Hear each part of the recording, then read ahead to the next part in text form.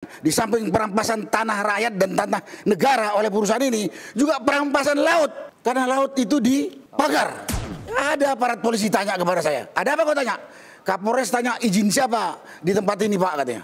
Ya izin yang punya tanah, saya bilang. Di sini apa yang bisa saya simpulkan? Polisi pun berpihak kepada pengusaha hitam ini. Kemarin saya dengar kepala desa bagi-bagi beras kepada rakyat di tempat itu. Katanya beras dari Aguan. Inilah aparat desa, bukan bela desanya, dia bela rakyatnya, tapi dia bela perampas lahan rakyatnya.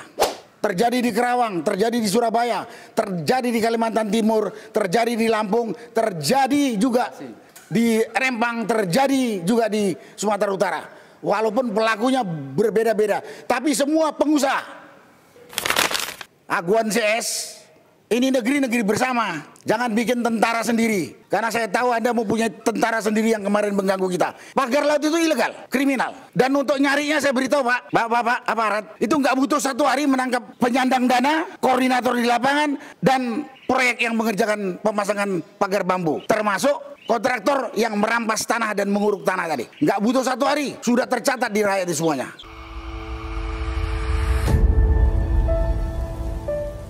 Yang pertama saya sampaikan, ini proyek tinggalannya era Jokowi. Dan kita semua sudah tahu saat ini presiden adalah Prabowo. Karena itu sebenarnya kita nyampaikan ini, kita tujukan kepada pemerintahan Prabowo. Dan pada kesempatan ini saya sampaikan, itu bukan proyek strategi nasional. Itu proyek abal-abal dari pengusaha atau oligarki hitam rakus bekerja sama dengan aparat dan pejabat pemerintah yang sudah dibeli oleh pengusaha tadi. Pengusaha tadi yang katanya perusahaan itu adalah yang namanya perusahaan Agung Sedayu Group, yang punya itu Aguan dan Antoni Salim. Jadi ini proyek bukan proyek strategis nasional. Kita tahu yang namanya proyek strategis nasional itu ada kriterianya. Mempercepat pembangunan nasional untuk meningkatkan kesejahteraan rakyat secara menyeluruh dan adil di daerah tersebut. Tapi di sini tidak. Di sini upaya memperkaya pengusaha rakus dan menindas rakyat miskin. Itu yang terjadi fakta. Kenapa? Karena dia merampas tanah rakyat. Merampas. Dan yang lebih ironis lagi, dia juga sebetulnya merampas tanah negara. Dan kita tahu yang mengelola negara ini adalah pemerintah. Tadi sudah disampaikan. Yang dirampas oleh proyek ini, oleh Agung Sedayu Group ini, sungai ditutup, saluran irigasi ditutup, jalan juga dirampas, pantai, laut juga dirampas di samping tanah rakyat. Jadi ini pemerintah apa ini kalau diam saja? Terus terang kalau kepada pengusaha hitamnya ini, yang namanya juga ada pengusaha hitam bajingan, memang harus dimusnahkan ini. Tapi pemerintah yang bisa dikendali oleh pengusaha bajingan ini loh yang saya heran. Harus dimusnahkan juga. Ya harus dimusnahkan. Saya biar begini juga pernah jadi pejabat pemerintah. Kita tahu apa yang harus kita kerjakan sebagai pejabat pemerintah untuk rakyat. Sekali pada kesempatan saya menyindir, meminta, kalau nggak bilang marah kepada pejabat pemerintah dan aparat. Saya lihat sendiri kemarin. Saya berhenti di salah satu masjid, pengurus masjidnya langsung melarang. Perintah Kapolsek katanya. Masjid Al-Ma'arif Desa Kohot. Kaget saya. Ya saya kasihan lihatnya, kita tinggalkan aja. Ini yang perlu saya sampaikan. Yang kedua, sampai di sana kita kumpul, titik rencana kegiatan kita sudah diduga sekelompok orang, bayarannya si Aguan. Terpaksa kita pindah. Kemudian di titik yang baru tadi kita juga diganggu oleh preman tadi. Saya pikir negara di mana? Negara punya Aguan. Negara punya pemerintah. Di mana kehormatan harga diri dan tanggung jawabnya pemerintah resmi? Pemerintah Republik Indonesia. Yang di sana ada pemerintahan desa, polisi, ada juga TNI dan instansi lain. Rakyat ini hanya dianggap, saya tidak tahu, dianggap apa ya? Dianggap hewan liar atau apa gitu? Sampah. Atau sampah. Itu. Kemudian tadi sudah disampaikan, di samping perampasan tanah rakyat dan tanah negara oleh perusahaan ini, juga perampasan laut. Karena laut itu dipagar.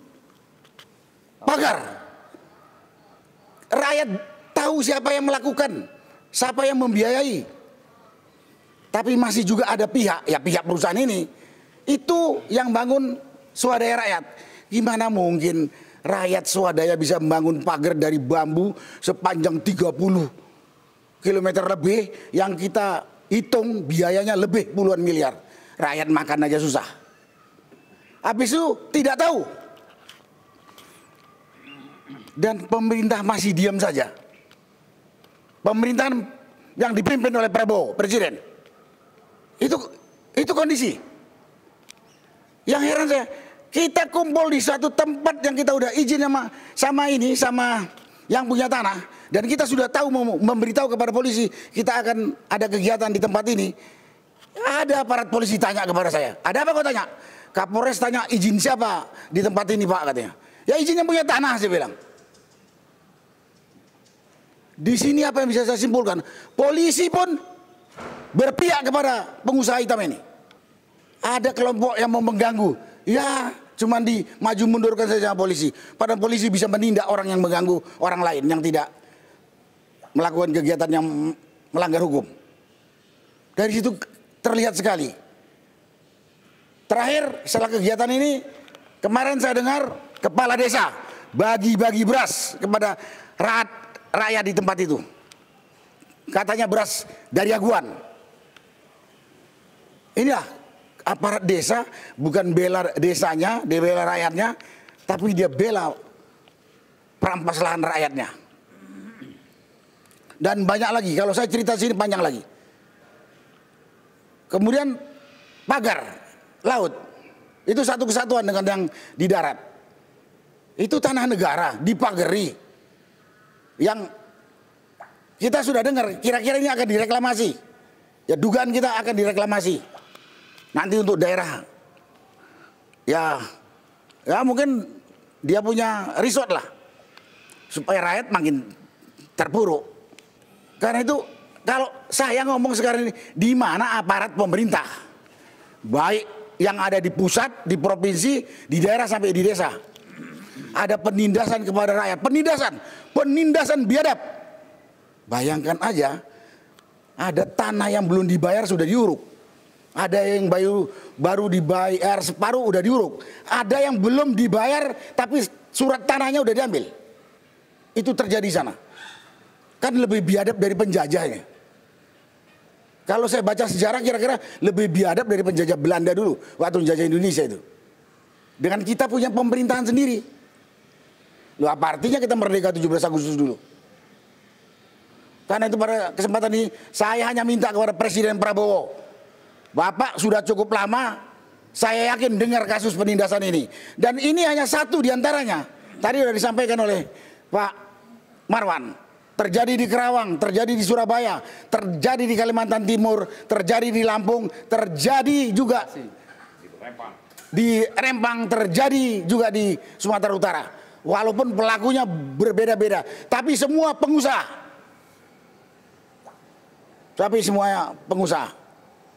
Saya hanya menuntut pertanggungjawaban. Saya bekas pejabat, jadi saya tahu apa tugas pokok pejabat. Saya juga tidak baik jadi pejabat, tapi saya tidak pernah merampas, menginjak-injak atau mengemis kepada rakyat. Karena dia yang harus kita bantu. Tapi faktanya sekarang, rakyat yang sudah kehilangan tempat tinggal, kehilangan pekerjaan, dan lain sebagainya, terlunta-lunta di 8 kecamatan itu. Karena itu, dan juga kepada pengusaha, Anda itu manusia pakai hati. Mau kaya, kayalah kau. Tapi jangan merampas orang miskin punya. Orang miskin itu harusnya kamu tolong. Kemudian kepada rakyat. Kita udah lihat pemerintah kita diem saja. Wakil kita di DPR diem saja. Ya jangan kita mau juga ditindas. Tadi udah dikatakan, apa boleh buat kalau kita terpaksa harus menghimpun kekuatan untuk melawan. Karena kita amanahkan, kita percayakan kepada wakil kita di eksekutif, budak. Yang di legislatif parlemen, budak. Apa boleh buat? Daripada kita mati menderita, saya kebetulan bekas tentara, lebih bagus mati dalam pertempuran. Daripada kita mati berlama-lama disiksa, nggak makan, nggak bisa tidur, sakit, mati. Itu yang sekarang dialami oleh rakyat. Itu yang sekarang dialami oleh rakyat di tempat tersebut. Jadi mudah-mudahan saya ngomong yang kedua masalah ini. Setelah ini didengar. Di mana pemerintah lebih-lebih pejabat yang mengeluarkan keputusan PIK 2 itu adalah proyek strategis nasional. Dalam hal ini adalah Menko Perekonomian. Coba ini Pak Menko yang namanya Airlangga Hartarto turun ke lapangan. Walaupun saya tahu kalau bapak itu anak orang kaya yang nggak pernah di kampung, lihat sekarang rakyat di kampung. Seperti apa menderitanya mereka. Oh, tadi ada lupa kepada pengusaha. Kepada pengusaha rakus ini, ASG, Aguan CS, ini negeri-negeri bersama. Jangan bikin tentara sendiri. Karena saya tahu Anda mempunyai tentara sendiri yang kemarin mengganggu kita, yaitu preman itu. Preman-preman itu, ya di luar aparat dan pejabat pengkhianat ada tadi tentara liar. Kelompok preman. Kelompok preman. Itu tentara liarnya ASG itu. Dan pemerintah juga diam saja. Mudah-mudahan setelah ini semua pihak dengar dan bekerja sesuai dengan tugas pokok masing-masing. Terutama pemerintah yang kami harapkan. Jangan Menteri ATR sudah ngomong akan ditinjau ulang. Menteri akan ditinjau ulang. Kemudian Menteri KKP menyegel. Udah jelas pagar di laut itu ilegal, kriminal. Karena laut itu budak negara. Kok masih nunggu 20 hari, nunggu berapa hari? Heran saya. Pagar laut itu ilegal, kriminal. Dan untuk nyarinya saya beritahu Pak, Bapak aparat, itu nggak butuh 1 hari menangkap penyandang dana, koordinator di lapangan, dan proyek yang mengerjakan pemasangan pagar bambu, termasuk kontraktor yang merampas tanah dan menguruk tanah tadi. Nggak butuh 1 hari, sudah tercatat di rakyat semuanya. Janganlah senang melihat masyarakat menderita berkepanjangan. Kita hidup di dunia sebentar. Kita nanti sebentar lagi ketemu kita di akhirat semuanya. Dan kita berangkat ke akhirat, Bapak punya gunung emas pun gak ada yang bisa dibawa itu. Punya mobil 200 pun gak bisa dibawa. Cuman kain kapan, atau kalau yang non muslim mungkin pakai baju jas lah. Jangan serakah. Dan kamu mati, ninggalkan nama jelek kepada turunan kamu. Inilah perampok, inilah pejabat pengkhianat. Enak tuh. Mudah-mudahan didengar apa yang saya katakan ini. Terima kasih. Wassalamualaikum warahmatullahi wabarakatuh. Waalaikumsalam.